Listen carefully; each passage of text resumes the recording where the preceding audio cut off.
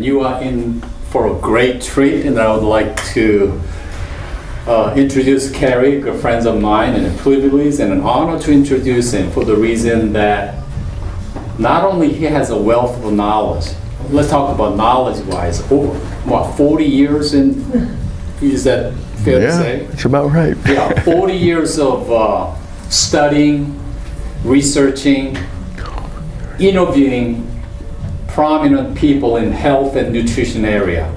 I mean, you cannot find any better person who are pursuing just excellence in search of good nutrition and health. Not only that, he practices what he teaches, applies, and just look at how vibrant and young looking he looks at, just as a mentor, teacher, good friends, and good person. So I want you to really welcome with a big round of applause for what he has contributed to impacts and many of you out there. Cary? Thank you, Gregory. It is. We have a whole agricultural system that's set up to make sure that we stay sick. You know, when you look at all the soybeans that are planted and you look at the crops, it's not for us, it's for animal feed, you know, and there's nothing wrong with eating animals as far as I'm concerned if you eat good quality, but what I'm saying is that the kinds of products that they make from the agricultural commodities that we use are adding up to our problems, our obesity problems, our heart problems, mental problems. They estimate that 80 to 90% of all adults will have Alzheimer's before they die. I mean, that's a horrible thing to think about in a society that, you know, where there are challenges all over the world. So having the opportunity to kind of step back and look at opportunities. What opportunities exist to help you in that progression from inactivity, mentally and physically, to being proactive? And of course, once you start to notice some difference in the way you feel, that's usually a great incentive. And over the years, that's been kind of the cornerstone of what has enthralled me so much about impacts. Going to different meetings and hearing stories of people who took a little bit of Enterprime, the flagship product, and had their lives changed. And it was so dramatic, just adding a little bit of something that was greater than what they were normally getting just made such a big, big difference. I've alluded in the past to the work of a doctor out of the San Francisco area whose names I can't remember right now, but I will in the course of doing this. But he's put together something called the triage theory. And what he's saying is that if you don't give the body everything it needs to take care of all the different functions that have to be dealt with, the body will prioritize nutrients in terms of survival and reproduction. And if worst comes to worst, forget reproduction, just survival. So what happens is things that could be put into a kind of a nutrition, a health savings bank down the road when there's a stress or some type of situation that calls for some nutrient, some kinds of nutrients that the body needs at that time, they may not be there because the body has said, well, I don't need this, that's in the future, this is today, I need to survive now. And this leads to this kind of thing that we get where people say, well, all of a sudden something happened to me. Nothing happened to you all of a sudden unless it was an accident, something that just couldn't be explained at that time. Everything that's happening, everything that you will be is in the process of being now. You're forming whoever you will be tomorrow or the next day or the next year or the next decade, whatever it happens to be, and just as it was in the past. So by taking things like Enterprime, for example, and putting in those reserves so that the body has what it needs in times of stress, that goes a long way towards helping you to not only handle events that come to your life, but also to flourish in a sense, so that you're not running a deficit. So that's a critical area. The other one, we have my MPX. Now we have all kinds of good things. Again, I love my Enterprime. I love the Delta E. The Delta E has done some wonderful things. It helps me to focus a great deal on things that I do. I take 2 of them in some water before every day when I exercise, just for mental clarity and focus in terms of what I'm doing. I think that's wonderful. But the MPX, that meets the needs of 90% of everything that we've got going on today in society. When I mentioned to you that diabetes epidemic, I mentioned to you the problem with obesity. All of these are tied to blood sugar issues, either your blood glucose or your blood insulin level. In fact, back to the studying end, if you're someone who has a problem losing weight, it could depend on whether you have high blood glucose or blood insulin, because people's blood glucose might do better by having a lower carb protein. People with high insulin might do better with having a higher fat diet. It just depends on what's going on in your system until it all kind of gets put together again, because you're starting to regulate the whole process, which is what the MPX will do. Ben Greenfield, he was a little heavy there. Ben wrote a letter to a friend of ours that impacts Dallas Cloatra, who was responsible for helping bring about MPX 100. And Ben had read an article by a scientist who was extolling the virtues of a diabetic drug called metformin, which is the most widely prescribed diabetic drug in the world. The doctor was saying how it extends life, how it could be a life extender anti-aging product. And in theory, it is partly that because of the blood sugar control. But as Dallas pointed out, it's not that effective in all areas of the body. As I was talking before, 30% was within the cell in terms of sugar metabolism, and the peripheral tissues were 70% of all the sugar is metabolized and stabilized. It doesn't do much. Plus it wears out over time. It doesn't become as effective. And there are other problems with the sleep cycle, actually, with metformin as well, because it interferes with the body's ability to comfortably rest. So it's not the ideal choice, but you look at MPX 100 and what it does. In fact, Dallas did a paper where he compared it to metformin, and okay, even if there's bias on his part because he's the person to put it together, it was pretty dramatic in terms of the difference. So we got 2 ingredients there. You got rock lotus and you've got bitter melon. But like a good manufacturer, someone who really knows what they're doing, it's not just any kind of bitter melon, for example. There are hundreds of cultivars of bitter melon throughout the world. You can go to any Asian store and you'll find bitter melon. You know, it's added for soup and stews and for flavor and things like that.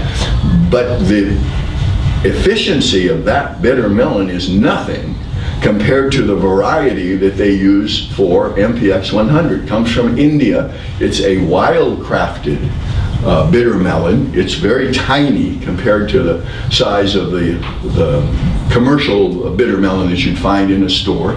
And in terms of its processing, the problem with bitter melon was always that as a therapeutic agent, it was only good in its fresh state, or when it was made into a juice and had to be used right away. So what they figured out how to do was to process it in such a way so that you didn't have to drink it as a juice, but you could get the full efficacy of bitter melon's ability to handle insulin, sugar, homeostasis in terms of blood sugar control. So they were able to bring a state-of-the-art cultivar to the market when they compare it with other brands that are available in other parts of the world, especially in Asia, where they're very, very big. You may not know this as well, but they're experiencing a horrible diabetes epidemic in Asia. China has a just an exploding population of diabetics now. So these drugs or this product is very, very popular, that particular part of the bitter melon. Then the other part is the rock lotus, which is what they call a mimetic, in that it mimics the effect of calorie restriction. If you're looking at the state of the art in terms of life extension today, it's going to be something that involves a fasting routine of some kind or another. Something where the body is denied food or not very much food for a certain period of time, so that it can start to regulate itself again, can go after different metals and things that are stored in the body that you can't get rid of because you're always overloading the system all the time, or the body just doesn't have the ability now to learn how to dip into its fat stores as opposed to using sugar. So rock lotus, and that's one of the reasons resveratrol was highly touted there for a while as being one of the real anti-aging supplements, because it also was supposed to do that same type of calorie restriction. Rock lotus does. Rock lotus works really, really well. And again, the particular area in China where this came from, Bama, B-A-M-A, is noted again for its centurions, number of people that lived to be 100. It was considered to be the longest living or longest life area in China. And part of it was because of their consumption of rock lotus in all different kinds of forms. But again, it wasn't just taking the rock lotus, it had to be prepared and processed in such a way that it would, again, all of its benefits would be available. A Japanese scientist is the one who figured out how to do that, and that's where they obtained that particular strand of the rock lotus. So you've got two powerful ingredients that come together to give you metformin-like benefits, but without any of the negatives. So that if you're looking to long-term stabilize the body in terms of your blood sugar, so that you are able to think better. When you have an overload of sugar, your brain doesn't work right. Again, we're talking about cognitive problems in life that people are experiencing as they get older. If you constantly have high blood sugar and you constantly have the inflammation that results from that particular condition, say goodbye to your mind at some point. I mean, it's just not going to work right. It can't. You're going to damage too many things, too many free radicals there that are interfering with the different brain synapses. It's just not going to work correctly. So this is where you want to go. This is where you want to go to as a foundation. Get your inner prime, get your MPX 100, and keep your mind sharp with the Delta E, and also the ENA. I've been using that. Goodness, I don't know how many years I've been using ENA now. A simple little test, saliva test to determine hormone levels. You've got different ways to test for hormones. You can do it saliva, you can do it for urine, you can do it for blood, and each one kind of tells you a different kind of story. So a simple little test with a swab will give an analysis of an individual prescription for you in terms of how to balance your hormones, especially relative to stress, to cortisol.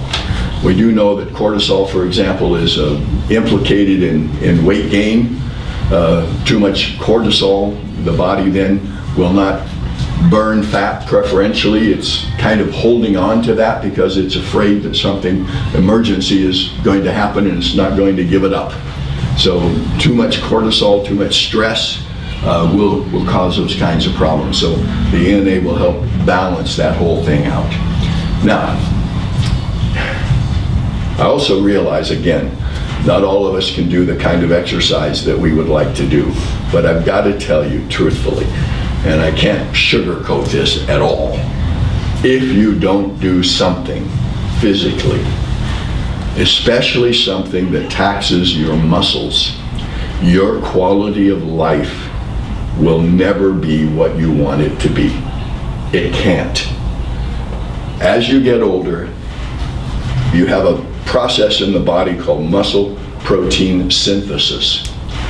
Muscle protein synthesis has to be balanced with muscle breakdown. When you exercise, for example, you're breaking down muscle. Then to create new muscle, you have something called MPS, muscle protein synthesis. This comes about as a result of some type of activity coupled with the ingestion of protein, because you need the essential amino acids to synthesize muscle protein synthesis. So if you do that, what happens is you will not lose the ability to lose muscle. Losing muscle as you age is called sarcopenia. And in its advanced form, you've got people that can't get up or down from a chair. You've got people that are, they have to be on a walker because they're going to fall. The muscles of the body just cannot support them.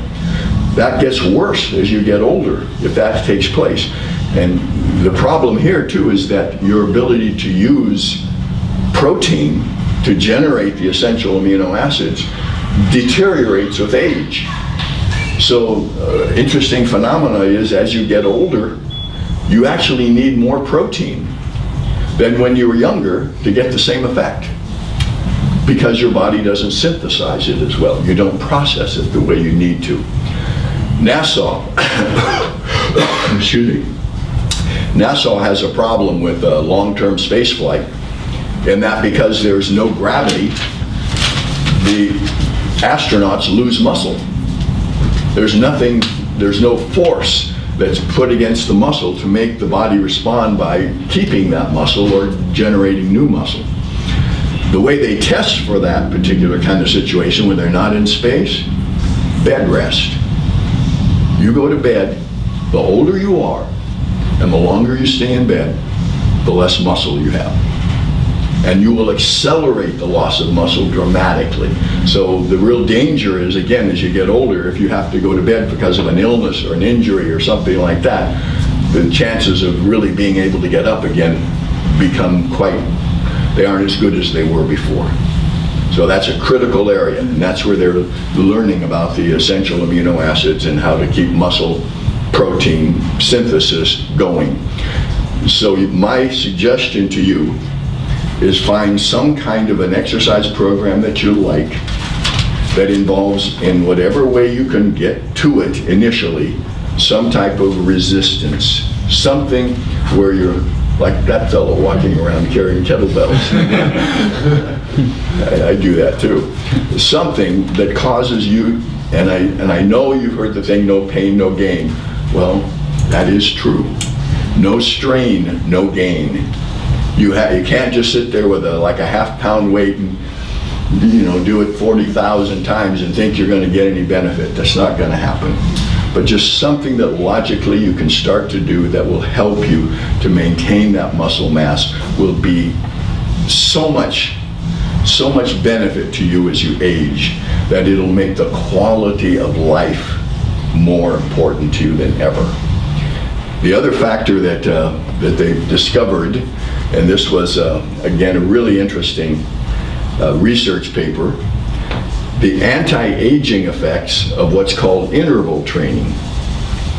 Interval training is where you do something fast and then slow, in any way you can. It could be with your arms, could be with your legs, could be running, walking, swimming, whatever. But what you want to do is something that's a brief period of kind of explosive behavior. And brief, it could be 20 seconds, 30 seconds, and then a period where you kind of go slow, and then a period of intense activity, and then you go slow. Now what happens here, and again, and this is part of the whole thing that you want to do as you get older, so that you can enjoy activities of life. Within each cell of your body, you have little organisms called mitochondria. These mitochondria are like little furnaces, and they're tiny little things, but somehow they've cut them open and figured out what's inside of them. And they have the DNA, they have the ribosomes, they have the outer cell, the inner cell. This is where the body creates energy. And again, as you get older, you have what's called mitochondrial dysfunction. So that the mitochondria don't work as well. You don't generate as much energy, you don't generate as much force, which is also part of that whole thing with loss of muscle. You lose your muscle, you're losing mitochondria. You're losing the ability to generate intensity. So they found that the interval training actually can help restore the mitochondria. So as an anti-aging strategy, interval training and weight training would be at the very, very top of the list in terms of something to do to make sure that you're going to be as strong and as powerful and as opportunistic to take care of whatever comes along in life as possible. But again, you can do it any way you want. You can do it with your arms, you can do it with your legs, whatever. And you work into it. Obviously, you don't just start off doing something as fast as you can do without having some kind of conditioning, something that you work into. I've been doing interval training for, I don't know, maybe 5-6 years now. It ain't fun. I'll put it that way. It's not fun most of the time. Sometimes I say, oh gosh, today's an interval day, you know, but you get there and you just do it. That's the one thing I've learned about exercise. It is not negotiable. It is not something you should be thinking about, will I, won't I? That's not the question. You just do it, period. Whatever it is you're going to do it. Some way, shape, or form, because that's the only way that you'll get the benefit is through long-term exposure. Then you put together your program, you put together the good diet. And again, diet involves unprocessed foods as much as possible, as much plant-based food as possible.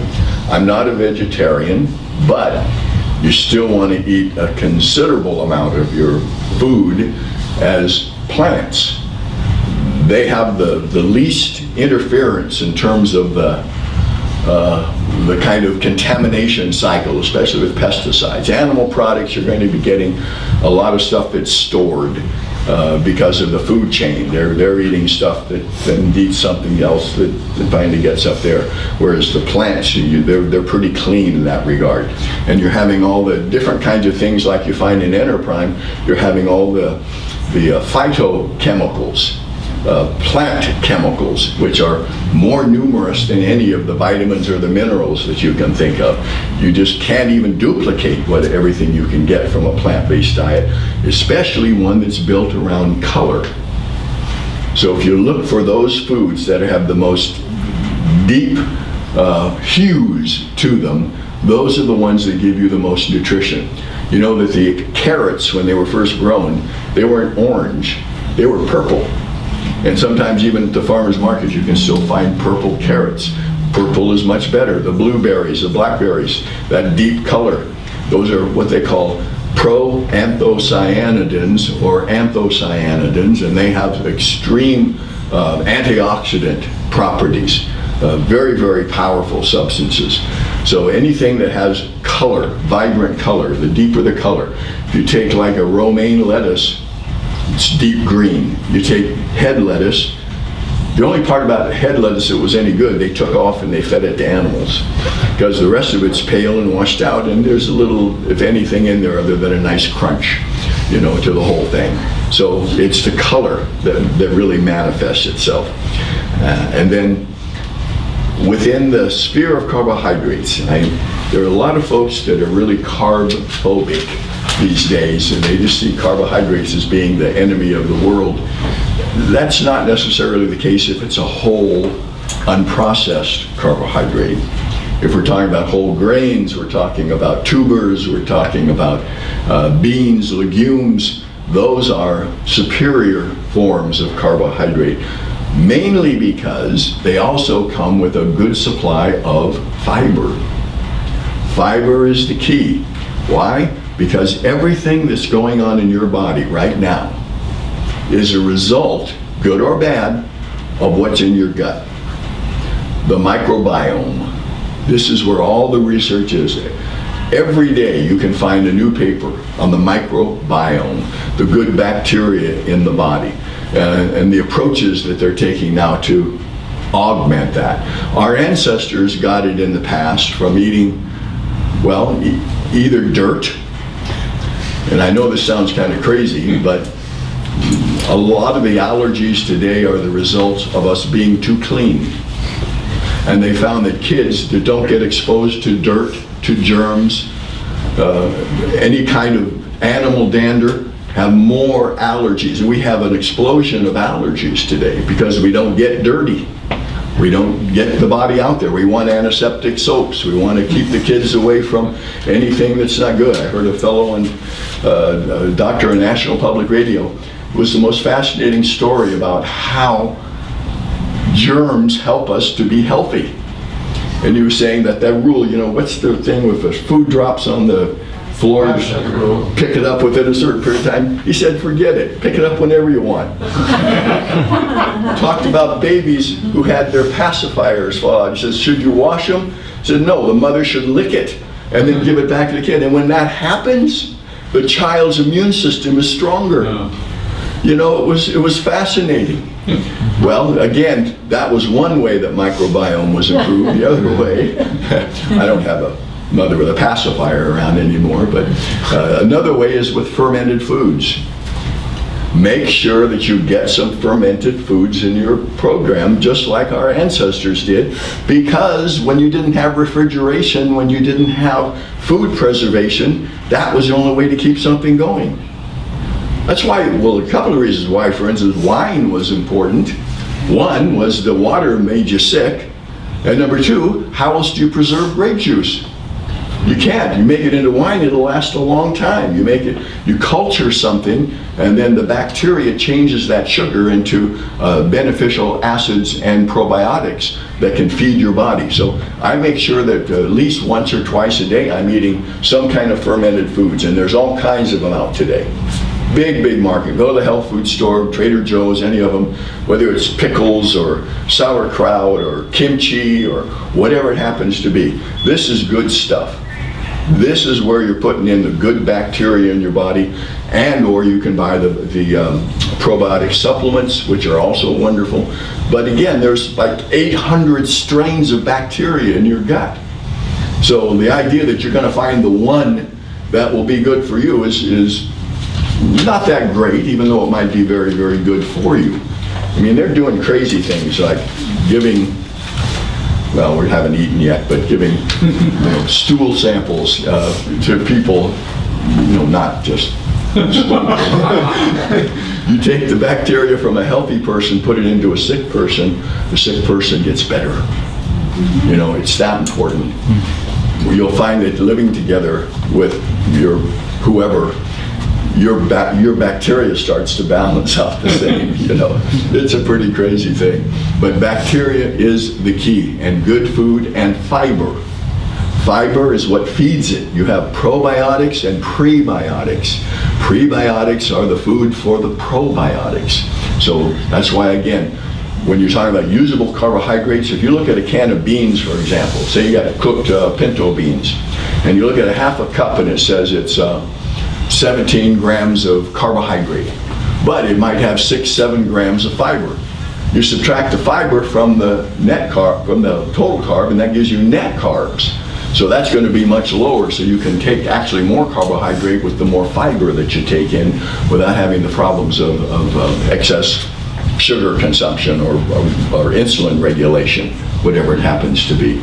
So that's an important, so important. I mean, I can't tell you the number of studies that I see every day on some new aspect of the microbiome. Yogurt also with active cultures is a very, very good thing. Kefir is very, very good. The kombucha, if you like kombucha, I mean, it's everywhere these days.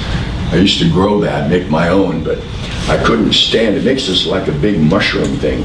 I couldn't stand to throw the mushroom away, so then I'd have to get another container to make it. And pretty soon my whole kitchen is filled with all these containers, and I can't handle it anymore. So I just go and buy it. Just forget it. Enough. Too much. So anyway, that's the key, the whole foundation. The water. You know the importance of the water. I've heard so many stories about the alkaline water, about people who've had some pretty severe problems. I do not recommend using it as a symptom removal. Use it when you've been doing things that need to be taken care of, but don't keep doing the things that are not good and just continue to take that. Try to make a change as you're going along so that the body can stay more in an alkaline state, because that's the more alkaline the body can be, and at the right times. I mean, there's times you need to be acid. I mean, I went to one demonstration years ago from a company, and they were talking about how bad lemons were because they were so acidic. Well, they were nuts. They didn't even understand the whole process of buffering or any of those kind of things. So there's a natural cycle that the body goes through, and keeping some type of alkaline balance is a really, really critical area. And again, I've been so impressed, just like with the Enterprime, I've been so impressed with the stories I've heard from people who just had some really marked relief by using the alkaline water. So what you have here, again, you have an armada of different things that can attack the whole issue here in a positive way. We use attack as a positive. The whole idea of nutritional adequacy, not just adequacy, but abundance in terms of giving the body what it needs so that it doesn't run short when there's a particularly stressful situation, again, of an injury, a surgery, or stress, or whatever it happens to be, so that you're asking the body to try to get by on depleted reserves. That's not what you need. And these are the kinds of things that you can use that can help you in that regard. Then some common sense in terms of putting your diet together, and in whatever way you can do it. As I understand, you know, there's a law of physics. An object at rest tends to remain at rest. And getting out of that restful state to do something is not easy. I understand that. But you have to do it if you want the quality of life that these kind of products can afford. That's the whole bottom line. And do it with a company with the integrity and the overall purpose of helping you to improve your lives. You can't do better than Impact. So I thank you very much. If you have any questions, I'll be happy to answer anything that you've got, if you've got any. I'm curious about the amino acids. You said that it's harder as we get older to absorb them. Now, what if you increase the good microbiome, so getting more probiotics and everything, and feeding the good microbiome? It'll help you to break it down better. Okay. It will help you, but you're still going to be not as efficient as you get older, unless you do the things, you know, that can keep that there. Strength training, interval training, especially those kinds of things will go a long way. And in all the things, healthy things, you know, add up to that whole thing. But the whole key too is the essential amino acids. It may not be of interest to you, but being an exercise junkie like I am, I always keep up on all this stuff. And there was one supplement that was very popular in the bodybuilding field called the branch chain aminos. This is leucine, isoleucine, and valine. And it turns out that after 25 years of everybody using this stuff, last big study I saw said it was worthless. Why? Because it didn't contain all the essential amino acids. There are 9 essential amino acids, meaning your body does not make those. You need to bring them in through food. The non-essential aminos will be produced from the essential amino acids and the whole protein ingestion process, as it were. But you need those essentials in order for the muscle protein synthesis to take place. And again, and you want that balance between muscle protein synthesis and muscle breakdown. More breakdown, that means eventually you're going to be losing your muscle. And just to put it in perspective, more muscle means better blood sugar control. Why? Because your body's going to store glucose in your muscle. More muscle means if you unfortunately did have cancer, that you're going to be better prepared to survive cancer. Because what happens is during cancer, the body is cannibalizing itself. The cancer is eating you up. And so you're losing your muscle mass. So by having more muscle, you may improve your chances of getting better from the cancer therapy. Weight loss, obesity, the more muscle you have on your body, the more calories you are burning during the day. Doing nothing. Just because muscle is metabolically active. So it's the key area. It's the key area to your survival and your prosperity, as it were, physically. So hope that gets that point home. Yes, ma'am. I had a question about, I don't know if I made the correct note, but you talked about high glucose or high Insulin. sugar? Insulin. Yeah, you have high glucose, blood glucose, and then you have blood insulin levels. Okay. Both of those are measurements they can take. And what, do you know the test that is used? I know for the A1C, they check high glucose or your level for 3 months. Well, you just ask for the test, I don't know. Okay, so, but it's a specific test. Now, with the insulin, again, you want to see what happens after the body secretes the insulin to find out what levels, where it stays. Okay. And again, insulin is kind of misunderstood, but it's the most anabolic hormone in the body. Okay. Kind of scares me, but there are bodybuilders who actually take injections of insulin to get more muscle, which is crazy because my brother and father both had type 1 diabetes, and I remember them taking shots all their life, and it was not what they wanted to do. But if you have your insulin regulated, that's why if you have hypoglycemia or you have some type of blood sugar problem, it's very difficult to add muscle because you don't have the full function of the anabolic effect of insulin. Insulin is a critical area. I mean, when you got your insulin right where it should be, pretty much a lot of other stuff has to be going on at the same time to make sure that's happening. That's why, again, I know it sounds like a record, but that MPX, it's just kind of silly not to take it. That's all I can say. And one of the things too, in talking to Dallas, and I found this myself too, I take it before I exercise, in the morning, because it does give you more energy, because your body, again, more stable blood sugar, you're able to burn that fat for energy more effectively. And is it, I'm not sure if I'm asking, is it safe in your mind to take that and the metformin if somebody was taking that? Okay. I really don't know. I know you're not saying, well, take that instead of metformin. I have no understand idea. that. Okay. But that is a good question because there's a lot of interactions, not necessarily between metformin. Well, but metformin I think also comes originally from some kind of a plant. I'm trying to remember which one. But there are a lot of interactions that take place between drugs and nutrients. And sometimes taking herbs and drugs at the same time creates some real problems. And since we're all taking so many drugs these days, I think the average person is up to 4 or 5 drugs, now prescription drugs. It's called polymed. And once you do that, the chances of side effects multiply exponentially. So it gets to be pretty difficult. I have a question.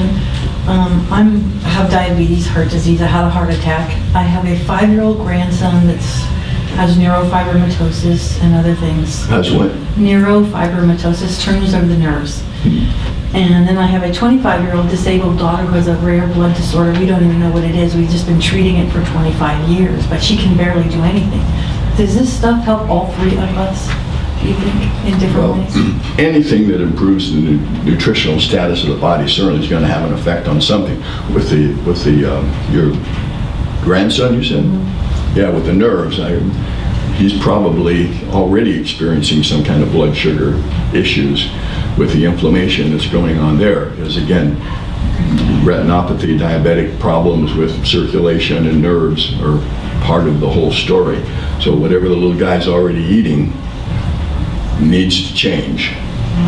Needs to change pretty quick. You know, now that they're doing bariatric surgery on people as young as 5, think about that in terms of society. So if that child is, who knows what's going on now, but if you notice even at that young age, if they're starting to gain weight or something, you got to do something. So change the diet to what you were talking about? You've got to change it to something that's logical. You can't do what we're doing. What was it, Einstein's theory, for what's insanity? You keep doing the same thing, expecting a different result. The only result we expect differently is a different drug. We're all waiting for the next drug that's going to take care of the problems that we've got, rather than looking at lifestyle. I'll do this. And my 25-year-old daughter, too? Yeah. There's Well, still- you might also want to look at different doctors too. I know, they all want to prescribe medicine, like me especially. You said 4, I was on 9. Yeah. I took myself off of most of them because I was suffering from side effects. I want to reverse, but I'm 58. Is it too late for me or? No, it's never too late. It's going to be harder to do some things. Ideally, you want to be doing something to keep your muscle on your body by the time you're 50. You know, it's harder to put it back on once you lose it. You can still keep it if you change things, but it's not as easy to add it unless you've been kind of doing it for a long time, keeping it going.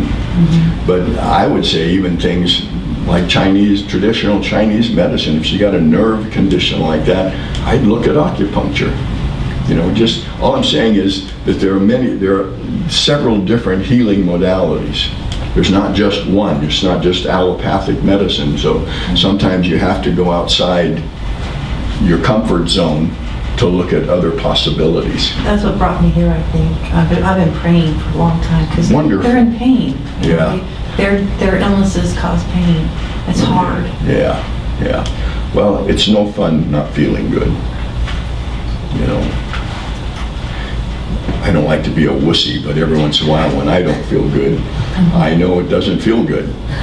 Period. True. Did you have questions? I looked up your triage guy. It's Bruce Ames. Ames. Yeah. Yes, thank you.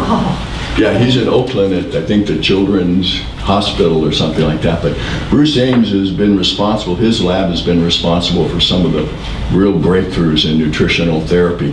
Lipoic acid is one of the things that they've used a lot. It's a very, very good supplement. So, yeah, Bruce Ames, thank you very much. Okay.